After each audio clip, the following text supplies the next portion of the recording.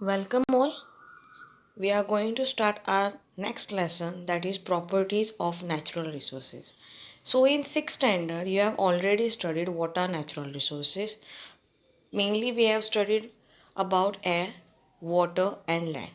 Okay, we are knowing that they are the natural resources and how important they are for the human life. Okay, for all living organisms. So we will proceed further today. They have asked you few questions. Which are the gases present in the air and why is air called as homogeneous mixture? First thing, which are the gases present in the air? Yes, oxygen, nitrogen, carbon dioxide, you can say water vapor, there are sulfur dioxide, many more, so etc. These are the gases present in the air. And why it is homogeneous mixture? Homogeneous mixture means, yes, you can see there are various gases present, and that is the reason it is said to be as homogeneous mixture. What are the uses of various gases in the air?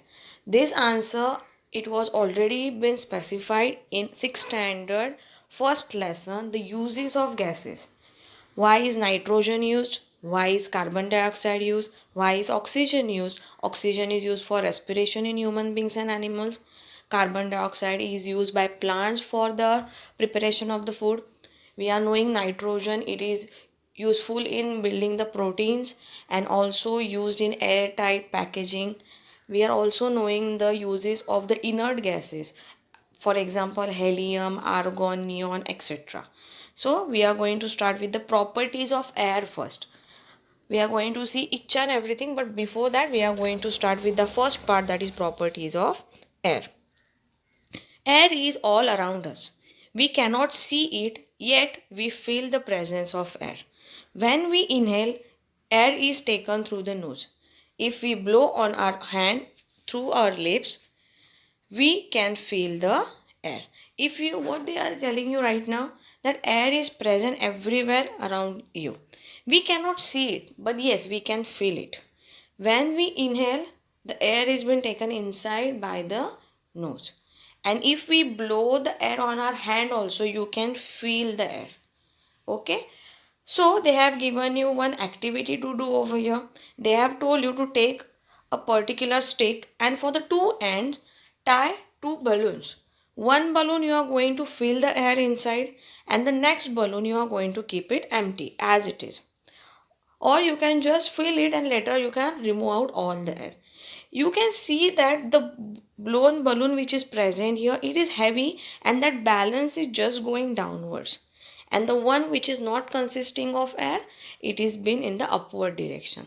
So from this you should understand one thing, that air is the mixture of gases and like all other, it also consists of mass and weight.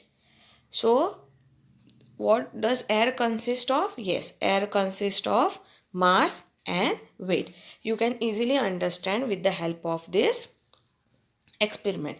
Now, here they have given you the next experiment, that is the syringe one. So, we are going to see what actually it is with the help of one experiment. Pressure also helps a liquid to move into a syringe when its plunger is withdrawn. Take a plastic syringe without the needle. Next, pull on the plunger to fill the syringe with air. Put your finger over the end to seal the opening. Put your thumb on the plunger and squeeze. You will see that as you apply pressure, air is squeezed into a smaller space. The harder you squeeze, the smaller the gas gets. The plastic on the end of the plunger makes an airtight seal with the plastic tube. So when the plunger is pulled back, a vacuum is created inside the tube. If blood or medicine is present on the outside of the needle, it gets pulled into the empty space by the vacuum. When you press the plunger back down, it just pushes the liquid back out through the hole at the end of the needle. Some other applications of air pressure are: Now we have seen what was the use and how this atmospheric pressure works. Now the definition of atmospheric pressure. The molecules of the gases in the air are in constant motion. First thing, just remember there are three states of matter. The first one is solid, the second one is liquid, and the third one is gas. Gas, if you have observed the figure, the molecules present in gas are at a distinct location, means they are very far from each other and they are moving in a constant speed, means they are not running fast or they are not going slow, they are going in a proper constant speed which is same all the time.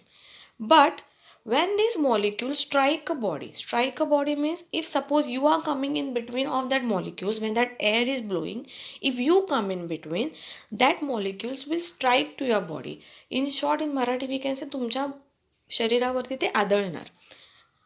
They create a pressure on that body. Whichever substance come in between, they are going to create a pressure on it. For example, if you are walking, if someone comes in between of you, or you are walking very fast, and if someone comes in between you, you are going to just bang that person, or you are just going to collapse on that person. Same way, these molecules are traveling. When they are traveling, suppose a certain body came inside them or certain any of the substance came between them, then these molecules are going to just bang on it, and this pressure of air we called as atmospheric pressure. Okay, just now we have seen the experiment also. One thing you can understand that atmospheric pressure is same in all the direction. It is not varying dependent on the what we can say like any of the matter, but it is same in each and every direction. So whichever the direction you hold, for example, you hold it upward down, you hold it downward upwards, you hold it cross way, anyhow you hold it inclined way, the atmospheric pressure will be the same. Okay, here they have told you one thing. Do you know, under ordinary conditions, atmospheric pressure at the sea level is about 1,0400 newtons per square meter.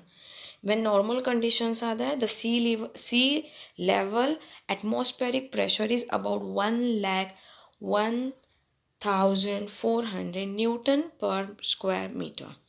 And as it can be measured with the help of barometer is one of the instrument how we are measuring the temperature with the help of thermometer. Same way to measure the atmospheric pressure we are using barometer.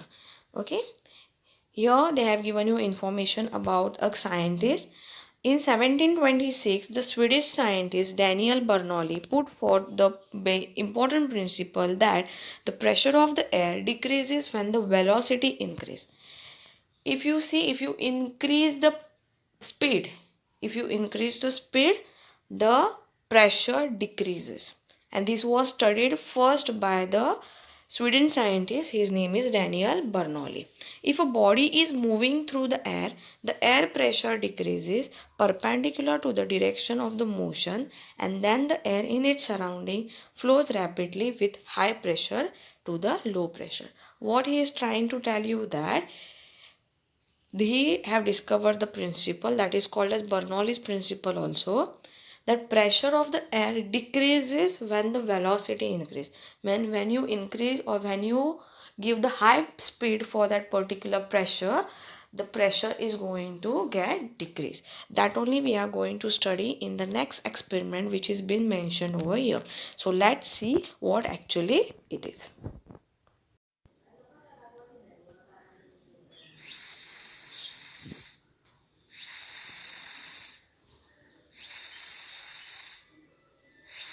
So just now you have seen two straws were taken. One straw was deep inside the water and other straw from that we were blowing it. If you observe that you have seen the fountain which was coming out. So this over here they have used the Bernoulli's principle which tells you that when the pressure or when the velocity is more or when velocity increases, when the speed increases, the pressure get decreased. Okay, this straw fountain works on Bernoulli's principle. So the later part we are going to study in the next video. Thank you.